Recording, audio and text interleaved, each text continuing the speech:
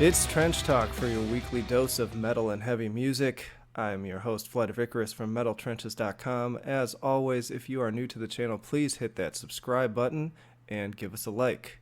This week, I'm delighted to bring you another interview, this time with Denver, Colorado band Noctambulist with their debut album, Atmospheres of Desolation, via Blood Harvest Records and Helter Skelter Productions.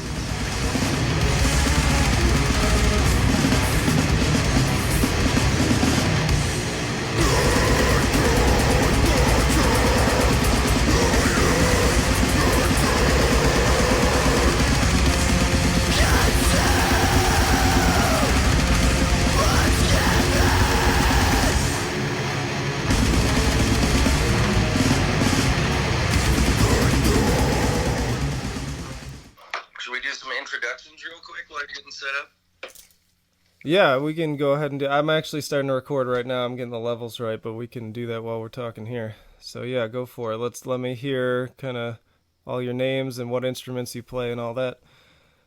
Cool. I'm Sean. I do vocals. And I'm Devin. I'm guitar. And these dudes over here. My name's Ryan. I play bass. I'm Michael. I play drums.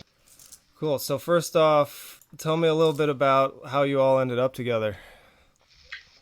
Devin? Well, yeah, we've all known each other for a long time. Ryan and I have known each other since high school. We've been playing music together for almost like 12 years now. And then I knew Mike from another band called Vomit God. My old band I used to be in, played shows with them. We played some fests with them and stuff. And then Sean I met through another band that he had with Mike. And I don't know, when we started this band, I'd been watching these musicians for a long time, and eventually I was like, when I decided to get my band together, you know, these are like the first people I asked pretty much to be a part of it, and they were all interested because we all knew what we could all do, and we all liked each other. We were already friends and everything, so it worked out pretty well. What led you to this particular style? I mean, is this something that you were all playing in previous bands too, or? Not so much. Mike and I had been playing brutal death metal for a while, and we both just kind of got bored with chromatic riffing, and I got really into like Icelandic black metal and started listening to a lot of that, and I wanted to do something with it. I wanted to kind of try to combine the dissonance of Icelandic black metal, like Svarti Dowdy, I hope I said that right, Deathspell Omega, which they're from France, I know. Yeah. And, you know, kind of like dissonant black metal with brutal death metal. Have you heard Zrine? They're out of Iceland. Yeah, Zrine. I like Ulcerate a lot from New Zealand. I want to just kind of take those styles and meld them with what I've been playing for years, which was brutal death metal. So I kind of went from like brutal death metal as the core, bands like Defeated Sanity and even some old school Suffocation and stuff like that. But just add those elements on top and see what would happen with it. I think like another reason why it's like been really enjoyable to play this kind of music is because like death metal is kind of like cyclical and it goes through trends, and right now it's like just the old school death metal thing, and like there are plenty of those bands that are good, but it's definitely something that's like, you know, like very, very prevalent, and it's cool to be in a death metal band that's like not doing that and trying something different and a little bit more like atmosphere, and like I guess you could say creepiness is like just like refreshing to hear and refreshing to do. I think the goal of all of us is just to try to create something really dark and dissonant and just kind of project something that we don't necessarily hear in the death metal scene yet. I mean, or today.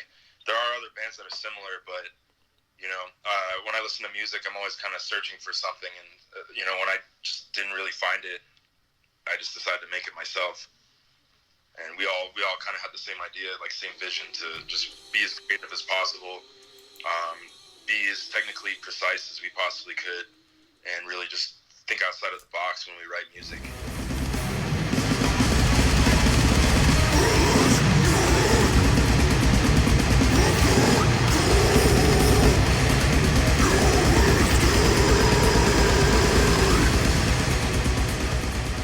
I'm glad you brought up Ulcerate, because I actually caught Zrine and Ulcerate together here in Portland. Amazing show. And Wow. Fuck yeah. Yeah, it was like a tiny hole in the wall show too, so it was great. I was like right up front, got some awesome pictures and just enjoyed the whole damn thing. But definitely when I was listening to your album the first time, that was the most obvious comparison to me was Ulcerate. Like just very similar approach to the drums and the guitars and even to an extent the vocals. So I was curious if that was an influence on this album.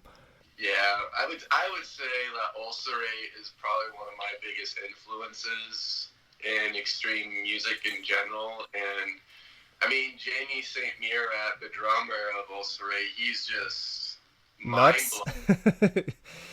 He's a madman. I can, command so much power in music playing the drums. And I've just always really admired how that guy approaches drums itself. Yeah, just the way he like fills up space, like during like the not so hectic parts, like he's still probably the most like present force in that band, and it's like just the ways that he goes about it is just kind of like it's like unfair to listen to. It's like how the fuck can a person actually do this? Like it's just it's really like almost hard to listen to sometimes. We were actually talking about Ulcerate the other day and trying to figure out like which album was our favorite, and Devin was like, yeah, I think Vermis is my favorite because it like straight up makes me want to kill myself. Like, that's a mark of a good death metal album right there. Yeah, absolutely. Yeah, Vermis is probably my favorite. I did really like the new one a lot too, but Vermis just has this kind of air of isolation to it that is unmatched. Yeah, totally. I mean, like, Destroyers of All has like plenty of like super blistering parts, and like every one of their records does, but yeah, definitely like that. I don't know.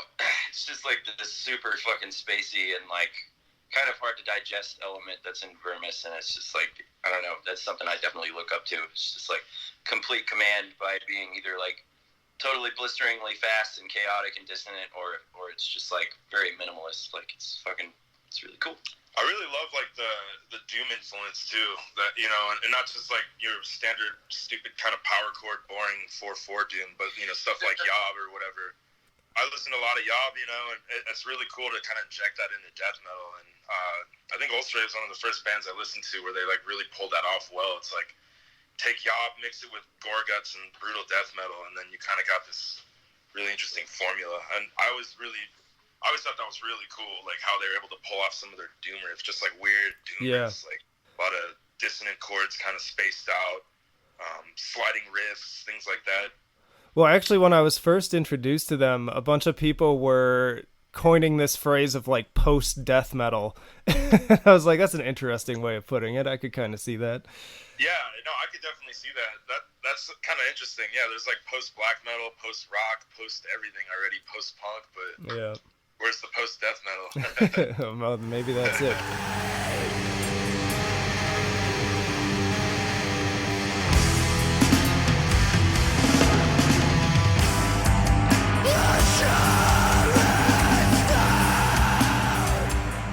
Well, and you guys are no slouches yourselves. I was going to get to this later on, but I saw you were wearing a Wake t-shirt, and it got me thinking about Ethan McCarthy, since he did a guest spot on the latest album. And I know y'all are in the same area.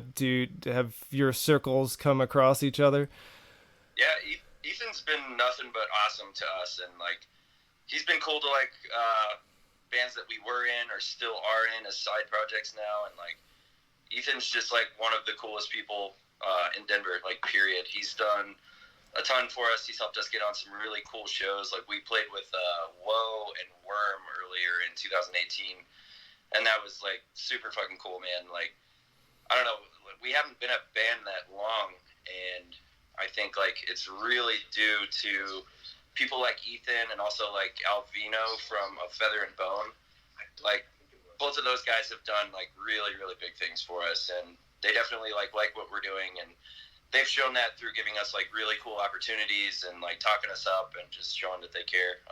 Yeah, both of those guys are like two of the coolest guys in Denver, and like it's just cool to know them. And I don't know, like we've all been playing music for a very long time. Like I've been playing since I was 17, and I'm 30 now, and it's cool to finally like get to a point where it's like, yeah, we're like definitely in good with all of the most important people in like the underground metal scene, and they're very appreciative of what we do. It's been really cool. So yeah, definitely both of those guys are like, couldn't have done a lot of this without them. So yeah. And Ryan and I have known Ethan for probably like almost 10 years now.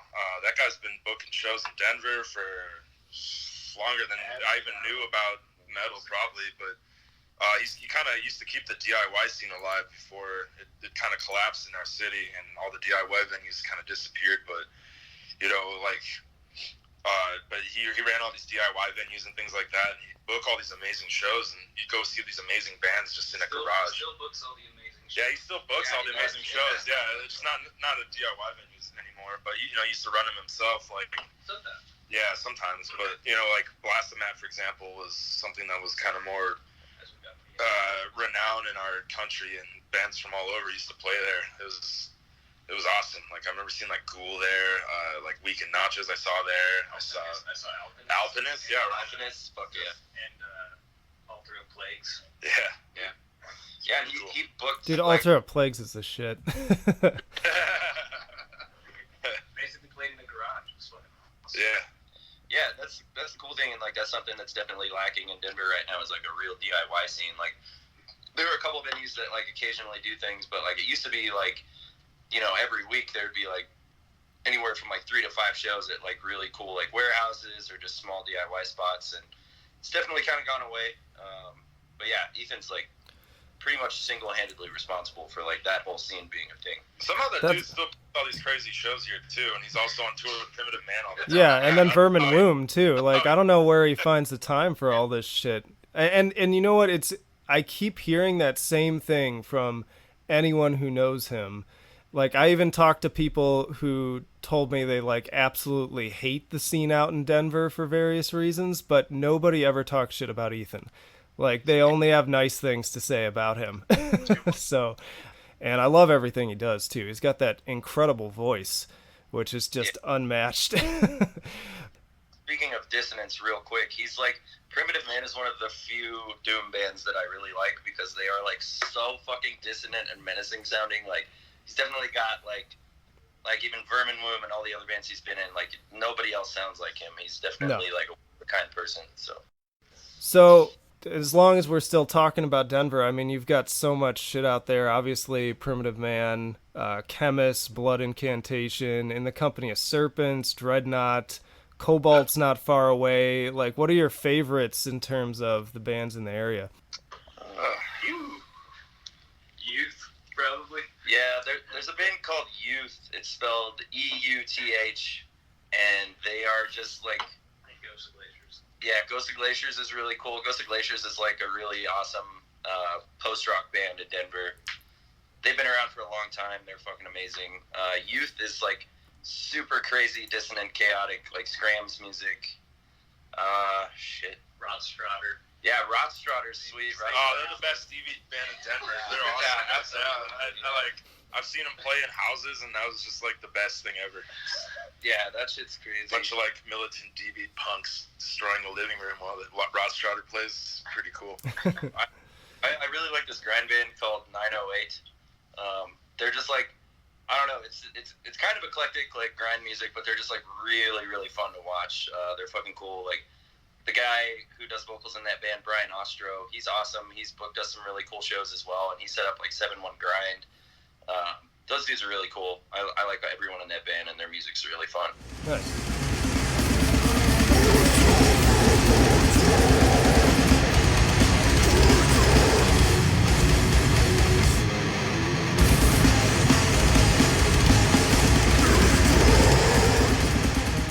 If you could have one word to describe this album, what would it be? Intense. Yeah. Relentless, maybe? Yeah, I'd say relentless. It's the atmospheres of desolation, so I'll go with desolate. Yeah, Desolate. That's Desolate's very, good. very astute of you. Yeah, no actual original opinions. Is there any specific concept behind the album? I mean, lyrically, I mean, it's not really intended to be a concept album, but like, basically the whole album is just, every song is about like a different reason why people are fucking terrible. Like, whether it's to die and like the way that you fill up your life is just like giving into all of these fucking terrible institutions like politics and religion. And yeah, I mean, it's not like directly intended to be a concept album, but there's definitely like a theme of fuck people throughout the whole thing. I guess nihilism could be the main keyword. That's a good one-word description too that I might use for this album. Nihilistic. I mean, there's so much happening all around all of us, you know, and sometimes you just gotta look up at the stars and think like we really don't matter at all. It's really easy to get caught up in all these events occurring in the world and people's differing opinions and stuff like that. Yeah. So.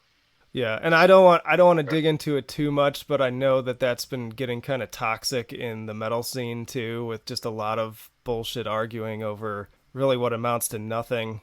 Yeah, we all do the same. Yeah, like we know about beefs going on and people who don't like other people, but you know we just kind of stay in our own little realm. You know, we just try to be friends with everybody, or if nobody wants to talk to us, we don't talk to them.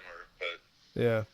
Doesn't matter to me. If people are nice to me, I'm nice back to them. You know, I really care like what their opinions are on anything.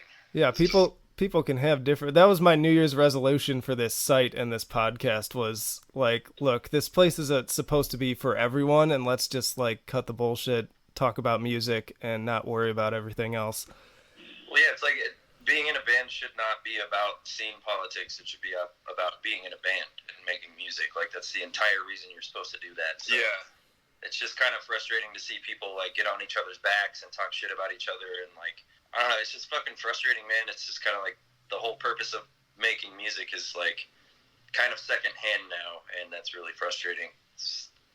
There's no fucking reason for it. And everyone does things differently. And, like, that shouldn't fucking matter, you know? As long as the music's good, that's, like... that should be priority number one. Agreed. And luckily for you, your music is good. You got that going for you. So we were talking about thoughts on the album, concept of the album. I was really curious too about the album art, because you've got these like three people with like the like rock heads. I don't know if there was any specific meaning behind that and who put that together. I'd rather leave that open for interpretation to the viewer. Like I know exactly why we chose it, but in terms of people seeing it, I'd rather leave that open to them. They can decide what it means to them. That art is why I wanted to play in this band. Yeah. How very David Lynch of you. I appreciate that. Oh, you were talking to a fucking David Lynch freak, man. Oh, hold on. Oh, he's grabbing something special for you, Ryan. Oh, yeah? Fuck yeah. Check it out. Check it, dude. It's right up on the shelf. Got my man. That season 3 was incredible. I could just talk about that for the next 2 hours, but I won't. He's working on it right now. I'm enjoying it. I won't spoil anything. Not that you can really spoil a David Lynch movie, because it doesn't make any fucking sense anyway. Yeah, exactly. Good so far, but it doesn't make any sense. Yeah.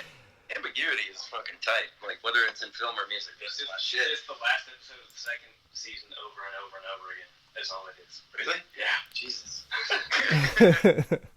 It's so good.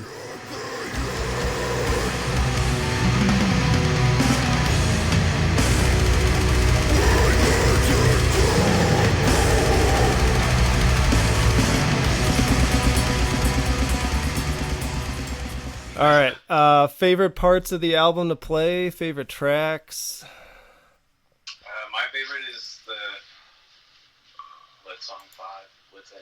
We call that one the brutal song, but the song's called Denial of Autonomy. I'd probably have to agree with that. That is, I mean, to not put it delicately, that song's an ass beater, and it's got a lot of really cool like dynamic shifts, and playing it live is really fun. I mean, yeah, and very hard. It's not the easiest thing to get through live, but I don't know. That's probably my favorite song on the album. It's just... I'd say that one. That one, and I actually like Habitual Falsehood. The last one on the album. I actually like that song a lot. Yeah, that's your song. It's your song. That's the Ryan song. What makes that his song? So, like, we all kind of have very musical backgrounds. Like I said, Mike and I, the drummer, we're like brutal death background. Sean's kind of more of a grindcore background, and then we have Ryan, the post rock guy, like the sad guy. So like for the last song when we were writing it, we just made it. It's like the saddest song, so we just said it's his song. Yeah, with some like it's the emo song. Yeah, this would probably make him. He'd probably enjoy this. I actually don't think any of us know all of the song names. We just call them like the brutal song or fucking the Ryan song. Yeah, it's kind of silly. Oh, the slower song. Okay. Sean wrote all the song titles, so he's the keeper of. He's the only one. He's the only one who knows. Where's the slow song? Was that Jubilant? But yeah, it's hard to say what my favorite would be to play live. Probably the very first song on the album, because I don't have to stare at my fretboard. I can actually like headbang and breathe and stuff like that. First one we play live. The intro, yeah. Piece of cake there. Well, and then speaking of being on stage, do y'all have any big shows coming up? We're playing Las Vegas Death Fest in June. We just played with The Chasm and Spectral Voice a couple weeks ago. Before that, we played with Skeletal Remains. There's some cool shit that's going to happen in Denver, and it's going to be epic, and we think we're probably going to be a part of that. But that's a to be continued thing. Okay, ignore that. Yeah, we'll stay tuned on that one. We also got a show coming up with a local black metal band called Heliboris. I know them. Aren't those guys that play the kind of Middle Eastern sounding black metal? Kind of. That's Akhenaten. It's like the same people. Oh, that's right. They've got two different projects. Yeah, it's the same. It's the same people pretty much. And then their drummer used to be in Uwada, but he just moved back to Denver from the northwest. But, I didn't know they had a change up because Uwada's here in Portland. Yeah, so he moved out there. He was still in Heliboris though, but he toured with. He recorded their last album. Was it Devoid of Light or what was it called? I don't remember what it's called. I don't really listen to them to be honest. But I know he like recorded that album, did a tour with them, and then he moved back to Denver. The newest one, Cult of a Dying Sun. Or Cult of a Dying Sun. Yeah, whatever. I don't care. Just Migla Light. Oh, I've heard that before too. No, but to be fair though, man, I caught them live twice. Once opening for Absu and once opening for Take. And both times they were really great on stage. Like I get the comparison and it's not totally unfair, but they perform really well. I like them, but you know, different strokes. I'll check them out. Like they played here recently for this burger eating contest show that happened. December. Yeah. Oh yeah. But one of our other bands was playing a show, so we could go, I guess. A burger contest? Mm-hmm. Yeah, they do like a slider eating. Is it? This sounds like an episode of Metalocalypse or something. Yeah, it's pretty cool. And metal it's just like stuff. there's like a venue that like pretty much the go-to metal spot nowadays as far as like non-DIY. It's called the High Dive, but they do it in December and they get like a shit ton of metal bands to play, and then like I think it's like before like the second to last or last band.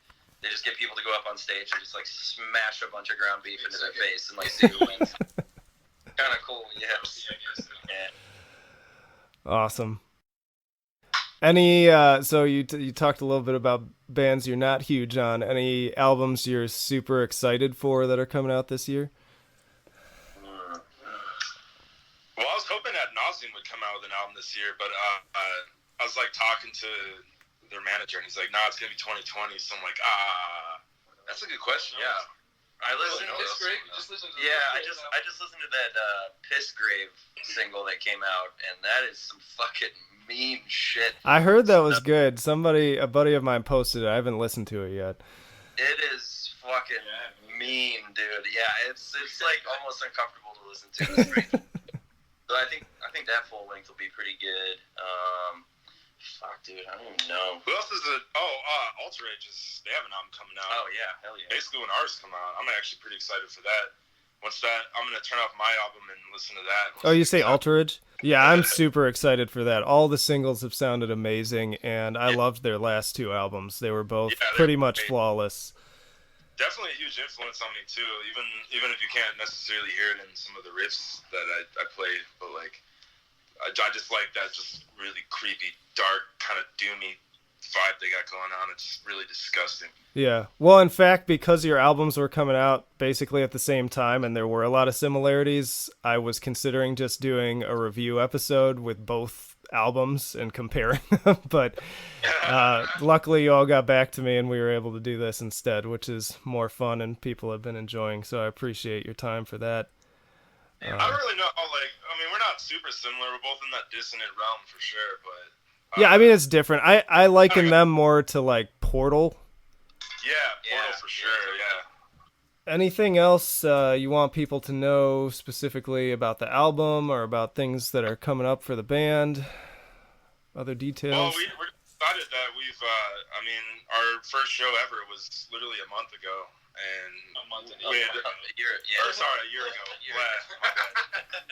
I don't know why I said that. Probably the beer getting in my brain. Play all of our shows. We basically played our first show a year ago, and then ended up hopping on Blood Harvest like a week later after our first show, and we just released a single. And so we've just been moving fast, so we're all just kind of excited. We want to keep the momentum going. Our next album's already halfway written. We're probably going to record it at the end of the year.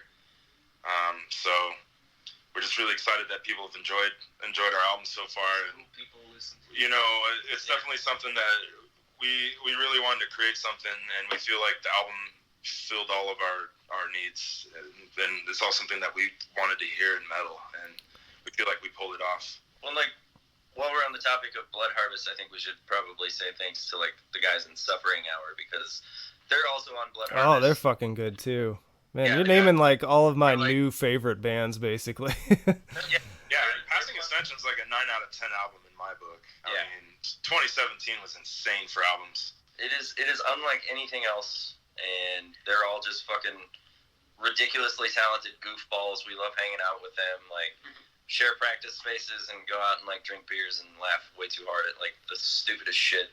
But they definitely are a big reason why we got where we are so quickly. And the other thing that's cool, man, is scene politics are scene politics, and we try and stay out of them. But the cool thing is being some pretty relatively new death metal band from the middle of the United States, being signed to a European label has been really cool, because it's just been.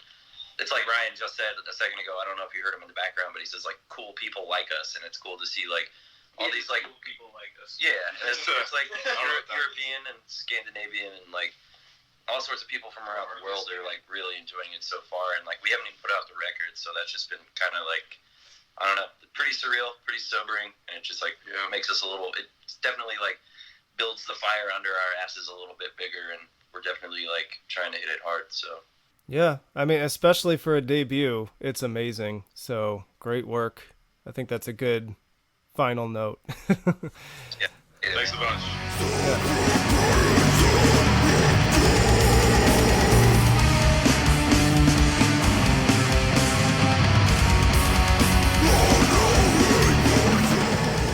All right, everyone. Hopefully you enjoyed listening to that as much as I enjoyed recording it. Atmospheres of Desolation comes out January 21st. You can find links to that and other albums we discussed down below. If you like what we're doing here and you want to support us, please do hit up our Patreon. And of course, again, please do hit that subscribe button, regardless of what platform you subscribe on, because we are on iTunes, CastBox, BitChute, and YouTube. I would recommend you also subscribe to the YouTube channel, because I'm starting to put up some extra content there, including some track premieres and things of that nature.